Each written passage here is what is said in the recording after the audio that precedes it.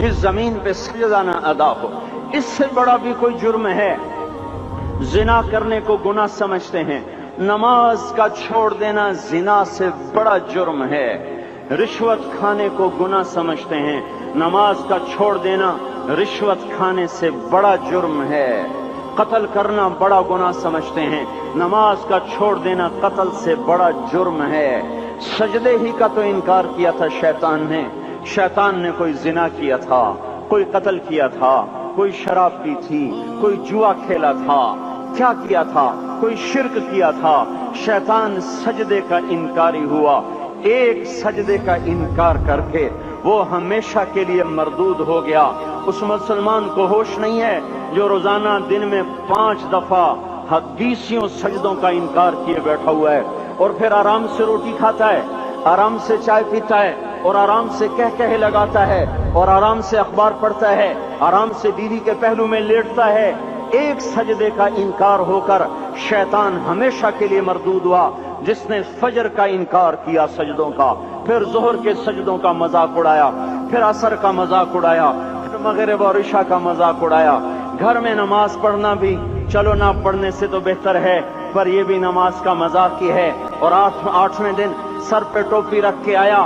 8 دن جس نے اتنے سجدوں کا انکار کیا، وہ اس بات سے نہیں ڈرتا کہ کہیں اللہ اسے مردود نہ کر دے۔ تو کیا ہوگا اس دن جب جن بچوں کی خاطر یا جس نفس کی خاطر اللہ کے بغاوت کی کہ اٹھا نہیں جاتا، آیا نہیں جاتا، گرمی بڑی ہے، سردی بڑی ہے، اندھیرا بہت ہے، کیا قبر کے اندھیرے یاد نہیں ہیں؟ کیا قبر کی گرمی یاد نہیں ہے؟ کیا جہنم کی آگ بھول گئے؟ کیا جہنم کے عذاب بھول گئے؟ کیا جنت کی نعمتیں بھول گئے؟ وہ اللہ کا کلام بھول گئے؟ وہ اللہ کا دیدار بھول گئے؟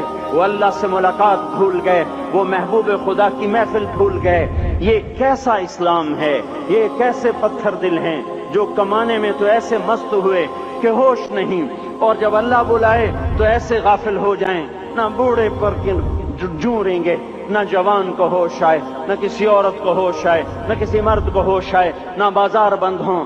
ارے میرے بھائیو، حکومت سے پیسہ بچانے کے لیے ہڑتالیں کی، 20 دن بازار نہ کھولے، نماز کے لیے اگر دکانیں بند کرتے تو آج اللہ تعالیٰ آپ کو ہر ظالم سے باہر نکال دیتا۔ کوئی ظالم نہ آپ کے مال پہ ہاتھ ڈالتا، نہ آپ کی عزت و آبرو پہ ہاتھ ڈالتا۔ دن دہاڑے ڈاکے پڑے، کیوں پڑے؟ کہ ہم باغی ہو گئے، ہم نے اللہ سے بغاوت کر دی۔ کیا جمعے کے دن صرف اللہ بلاتا ہے؟ یہ جمعے میں اتنے کیوں آتے ہیں اور باقی دنوں میں کیوں نہیں آتے؟ یہ کیسی وفا ہے؟ اور ایسا وفاؤں والا اللہ کہ زمین بولے اے اللہ اجازت دے میں گلستان کالونی کو نگل جاؤں، سمندر بولیں مولا اجازت دے ہم چڑھ جائیں، فرشتے بولیں اے اللہ اجازت دے ہم انہیں ہلاک کر دیں، اور جس کے سجدے کا انکار ہوا پڑا، جس کا 8 بازاروں میں جس کی شریعت کا مذاق اڑایا جا رہا، وہ جس کوئی غیرت خود جوش میں آ رہی کہ یہ میرے بنے ہوئے گندے پانی کے بنے ہوئے نطفے سے بنے ہوئے، میری غذا کھا کر، میرا رزق کھا کر، میری ہواؤں سے زندہ، میرے پانیوں سے زندہ، میری روٹی سے زندہ، میرے دیے ہوئے گوشت سے زندہ، میرے دیے ہوئے نظام سے زندہ، یہ میرے ہی منکر بن گئے۔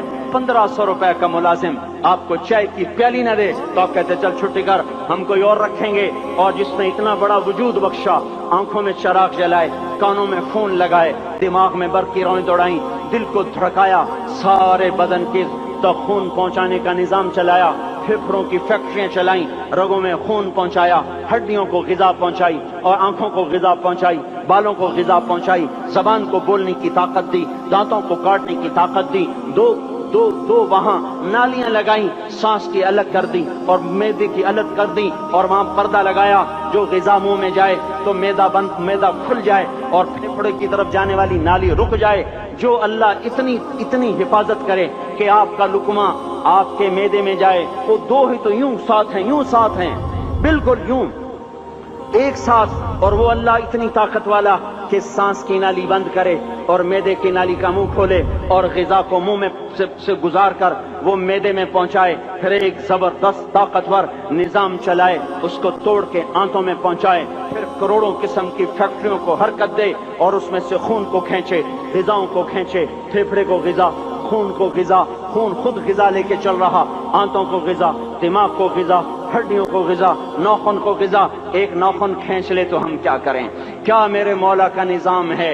یہ ہمارا قبرستان ہے، مردہ سیل باہر نکل رہے اور ناخن کی شکل میں باہر آ رہے، پھر آگے جا کے اور سخت ہو رہے، تھوڑا سا ناخن زیادہ کٹ گیا، سارا دن سی سی کرتا ہے، سارا دن ہائے ہائے کرتا ہے۔ یہی ناخن میرا رب کھینچ لے تو ہم تو ایک ناخن کا شکر ادا نہیں کر سکتے۔ یہ جوڑ بنا دیے، سیدھا کر دے تو ہم اسی کا شکر ادا نہیں کر سکتے۔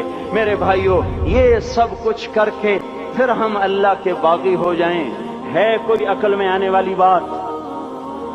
ہے کوئی سوچ بچار کی بات کہ 1500 صرف دیے اور اس نے چائے کی پیالی نہ دی تو نکال دیا، اس نے گاہک کو ڈیل نہیں کیا تو نکال دیا، اور یہ وجود کہاں سے خرید کے لائے؟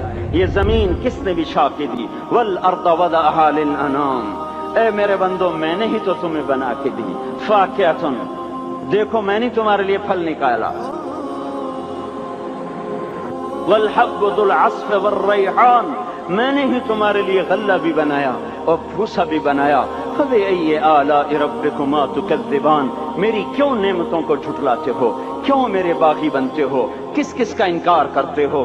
دیکھتے نہیں ہو رب المشرق والمغرب، رب المشرقین والمغربین، میں تمہارے مشرق کا بھی رب ہوں، مغرب کا بھی رب ہوں، شمال کا بھی رب ہوں، جنوب کا بھی رب ہوں۔ فبأي آلاء ربكما تكذبان، پھر بھی تم میرے باغی ہو گئے، پھر بھی مجھے میری نعمتوں کو جھٹلاتے ہو۔ خلق الانسان من صلصال کالفخار وخلق الجان من مارج من نار، تمہیں مٹی سے بنایا، جن کو آگ سے بنایا۔ میری فبأي آلاء ربكما تكذبان، کیوں مجھے جھٹلاتے ہو؟ کیوں میری نعمتوں کا تم انکار